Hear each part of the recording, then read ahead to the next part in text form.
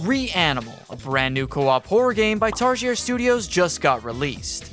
Okay, maybe it's been a couple weeks. And before you ask, yes, it is better than Little Nightmares 3. Okay, it's been like 5 months already. I'm sure you're tired of hearing LN3 bad, but that's not the point of this video. You see, a few months ago, I made a video on Reanimal's demo, which, right after playing LN3, was a breath of fresh air. It maintained that gloomy atmosphere and mystery of the first two Little Nightmares, all while having a new presentation. I thought, this is what Little Nightmares 3 should have been. And after playing the full game, hey, I was kinda right, wasn't I? Be that as it may, I now have a slightly different take. Reanimal is not Little Nightmares. It's the evolution of Little Nightmares. Tarsier made it very clear they had nothing left to tell with that franchise, so this was their way of starting fresh. Completely new world, characters, and story, but with a familiar coat of paint. To understand what I mean, we have to go into what Reanimal is all about. Like I mentioned before, it's a co-op game, so you and your friend either play as the boy or the girl. No, really, that's their names. If you think that's creative, wait till you see our friends, Bucket, Hood, and Bandage. We learn we've been separated from our friends in what used to be our home, but is now a flooded world full of death, tragedy, and of course, animals. Motherfucker. Gosh, Eagles!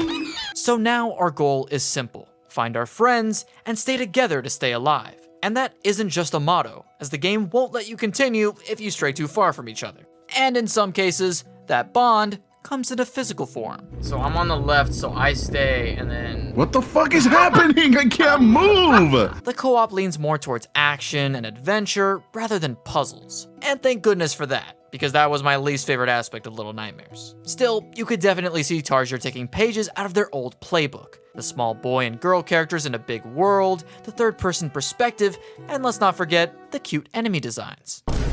The first half of this game is where you can see that inspiration the most, with the first enemy being a straight rip from one of their old concept art. And a lot of the stealth and chase mechanics work pretty much the same. Keeping with that mostly scripted gameplay, where getting past the section on your first attempt is not exactly easy. And then once it turns around, we go... Oh no! No! I killed you! And like I mentioned before, the brooding atmosphere is also here, but in my opinion, it's cranked up to 11. For most of the game, the tone still had that Little Nightmares vibe. Don't do it! Don't jump! No! But there was one moment that was a clear turning point. Kill yourself. When we get to the war section, the game goes completely off the rails. Soldiers blowing themselves up, camping sniper, and an attempt to run away from a turret. What the? This game has some brutal character deaths, some of which we saw in the demo. But in the full game, they went the extra mile. Sir, get away from her! Save me! Get away from her!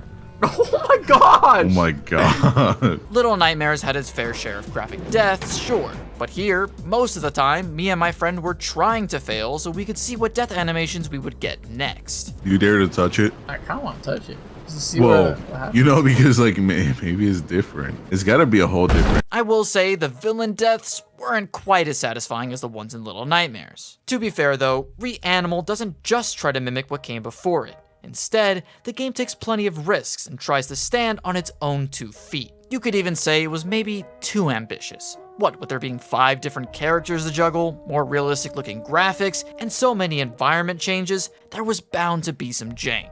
But there does come a point where that jank hinders the experience. Yeah, so playing this game on co-op is very buggy. Sometimes to the point where it breaks the game entirely. In the demo, we encountered a game-breaking bug where we couldn't progress. Even when we fixed it, we couldn't see the enemies that were supposed to be chasing us. And from the looks of it, they thankfully patched that. However, there were some bugs in the full game that slipped through the cracks.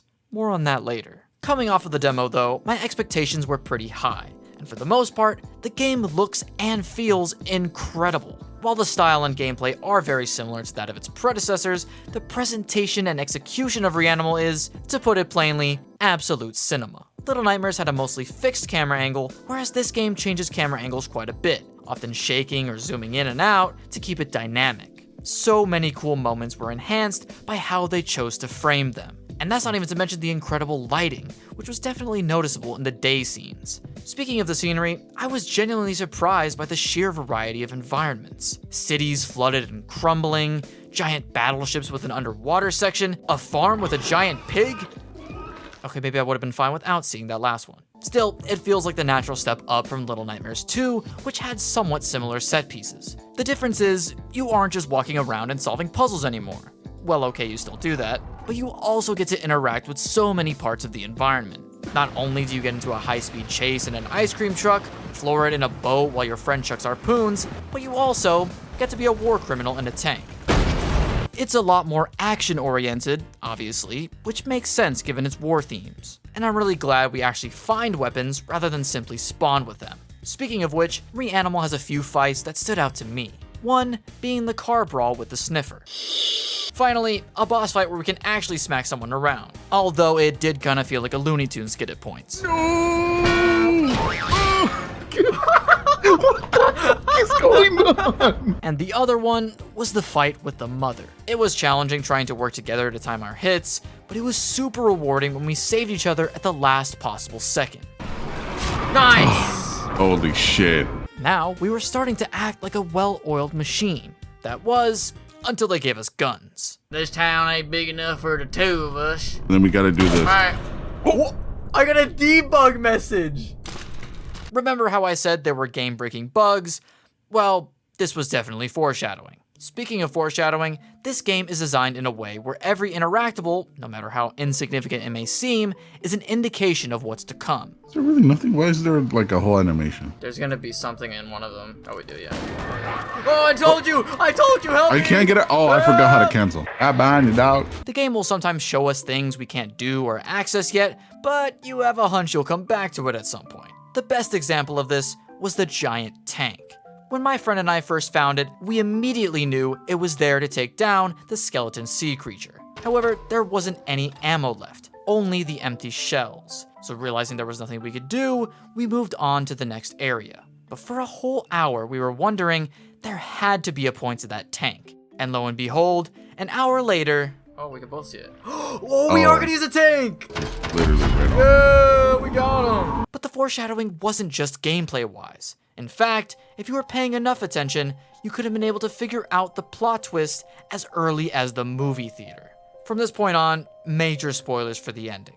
In my initial playthrough, I didn't exactly connect the dots to all these clues that were laid out, but after finishing the game and going back, it all started to click. The bunnies running around in a circle is a prominent motif, appearing both in the movie theater and on the computer inside the factory. Besides the obvious connection to the girl with the bunny mask, it resembles a religious symbol from the 6th century, which represents eternal cycle, fertility, and interconnectedness. But my friend thought it looked like an album cover. Dude, it's wait. The album cover for Miss Murder? Anyway, the difference here is that there are 4 bunnies circling one in the middle, making it 5 bunnies total, the same number as us and our friends. Throughout the game, I wasn't 100% sure where the story was going, but I figured the very first shot of the game had some sort of meaning. After all, they used this sort of foreshadowing in the first 2 Little Nightmares as well. However, what ended up happening was not what I expected. You see, throughout the game, we'd see these visions of the sheep, slowly but surely growing inside the girl. Eventually, she couldn't control the beast inside.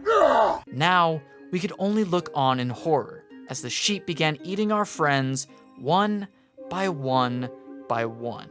Honestly, I would have cared more if they actually helped us and didn't just sit on their hands all day. Other than that, I do wish we had a little more time and info about them to really flesh them out. But we do get some hints in their character designs. In my previous Reanimal video, I mentioned the noose around the neck of the boy. And in one of the secret coffins you can find, it shows a sort of flashback of him getting, well, you can fill in the blank. This means all of their designs hint at how they died. But how exactly are they alive? To figure that out, we have to get into the ending. In the final stretch of the game, we battle the now giant sheep mole worm creature. And just as we thought we finally put it to rest, it comes back and eats the boy. Now, the girl stands alone until she too is consumed. We then fade to a memory of all the friends except for the girl. Cutting each of their hands, they collectively pour their blood to perform a ritual. However, inside the sheep, the girl is still alive, trying to find her way to her friends. When she finds them though, she's reminded of what they did to her.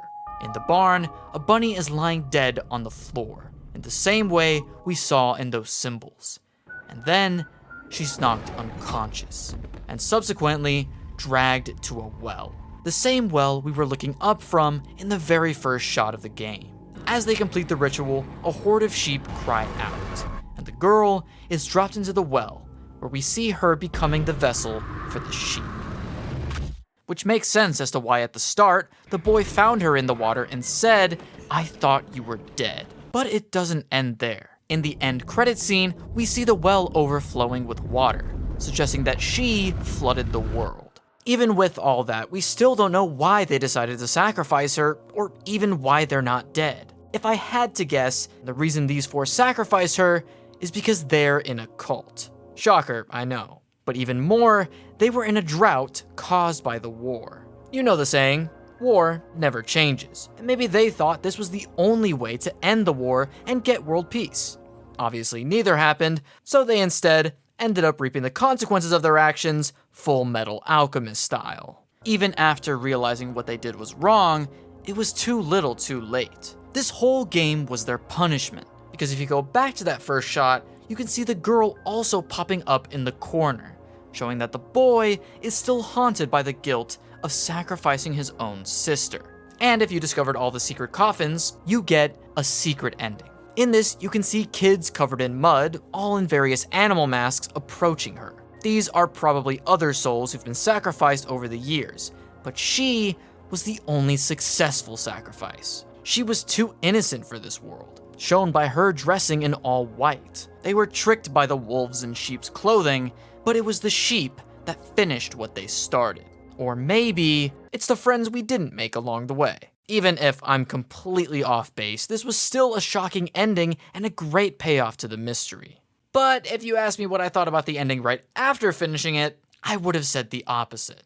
Okay, just hear me out. You see, when the girl is inside the sheep's stomach, my friend tried calling out as it said to do, but no matter where he went or how many times he called, nothing happened. This is when we realized we were soft-locked. I tried restarting the game and playing as the girl, but that just ended up spawning us back to the tank checkpoint. And even worse, my friend couldn't join my game anymore. So then I had to go into single player and share my screen instead. So by the time we got to the ending, my immersion was broken. We were literally 3 minutes away from finishing the game and got completely blue-balled. Honestly, I wouldn't have minded this game being $40 if it was a bit longer and wasn't so buggy. In its current state, however, you might be better off playing the single player or local co-op to get the best experience possible. All that being said though, I thoroughly enjoyed the game. Despite its technical flaws, Reanimal has a solid base that understands what made Little Nightmares such a huge success. To that end, it's absolutely a worthy successor. While it did need a bit more time in the oven to cook, I still think it presents some fresh ideas and mechanics that I hope gets expanded on in its DLC.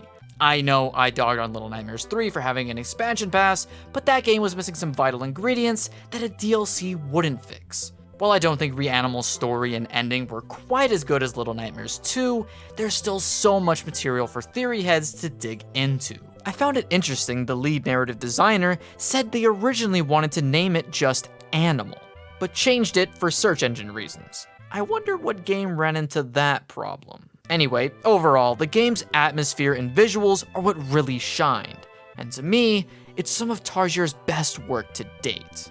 That's it from me. Thanks for watching, and I hope to see you next time.